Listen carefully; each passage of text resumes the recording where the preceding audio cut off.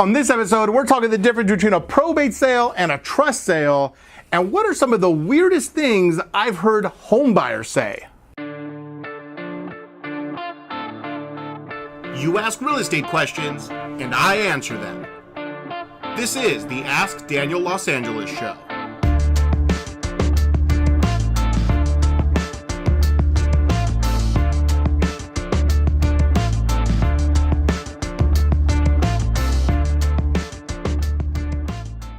We made it, everybody. Episode 15. Let's go. Dan asks, how can I figure out how much my home is worth?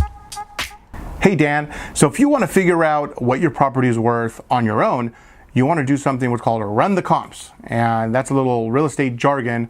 Comps would be comparable properties. And so what you want to do is you want to look within a half-mile radius of your property, see what's sold in the last 6 months. You want to narrow it down by the square footage of the properties that are selling and the square footage of the lot size. You want them to be similar to yours. You got to look at the pictures of the property and make sure that the condition is pretty close to the condition of your property. Now, just because it's within a half-mile radius doesn't necessarily make it a comp. And the reason why is because there could be two different areas within half mile. Look at the difference between south of Ventura Boulevard and north of Ventura Boulevard. That's a huge difference right there. So those are the basics. If you want to figure out what your home is worth, if you want to find out a little bit more of a professional opinion, you get a real estate agent to come by, take a look at your property and do a walkthrough, and then they'll give you their opinion. If you want an even more professional opinion, then you want to call an appraiser up. They'll charge you about $400 and they'll tell you what they think your property's worth. Paula asks, what's the difference between a probate sale and a trust sale? Hey Paula, so there is a huge difference between a probate sale and a trust sale. With a probate sale, you're basically dealing with the court system and the state, and the reason why is because the person who passed away in the home, they didn't have any plan. They didn't have a will, a trust, they didn't have anything set up. So it goes to the state, you're dealing with them. There's a minimum down payment that the buyer has to put down that's non-refundable. It's a big headache. As far as the trust go, that's really simple because the person, before they passed away, they had a trust set up. They already determined who's going to be in charge of that trust, who is going to take over the property, what's going to happen with that property. It's all laid out and spelled out for everybody to see. So that's great. And selling a trust sale, purchasing a trust sale, it's really no big deal. It's pretty standard stuff, but a probate, much bigger of a headache. So if you have any properties, make sure that you have it put into a trust so that there's no issues, that when you pass away, your family members, whoever inherits the property, it's going to be really nice and easy for them. Steve asks, what are some of the weirdest things you have heard buyers say when taking a tour of one of your listings?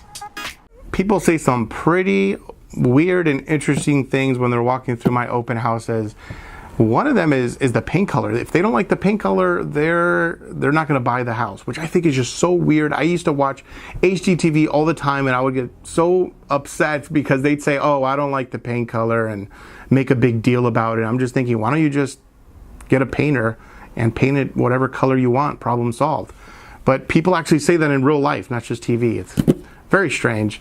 There's also, if there's like cracks in the plaster, that's like a handyman repair that could be easily done.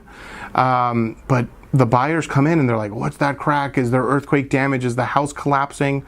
Like that's, I mean, they sometimes they take it to another level. You know, they just don't know. That's the main thing. They don't know. And so what I like to do before we even put it on the market, I tell my sellers, look, I see these different problems. I know how the buyers are going to respond to this. Let's get a handyman and fix these different problems.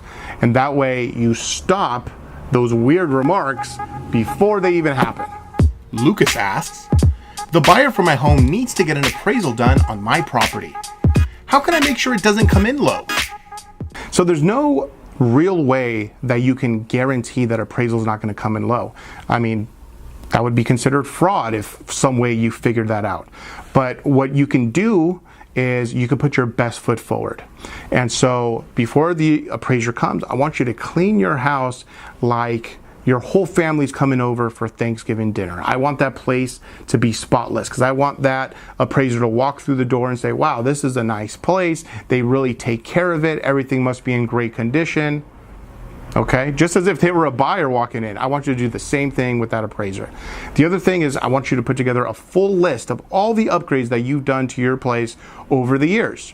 And so I give them the list, and when they're looking at the different comps in the area, they say, okay, the next door neighbor's house sold for X amount, but the property next door, it has all these different upgrades, so it's going to be worth more than that other property. That's the kind of things you want to do for him to appraise the value higher and higher, so that you can get that appraised value at the top dollar. That's it for episode 15 of the Ask Daniel Los Angeles show. Please visit my website, contemporealtors.com. You keep asking real estate questions, and I'll keep answering them.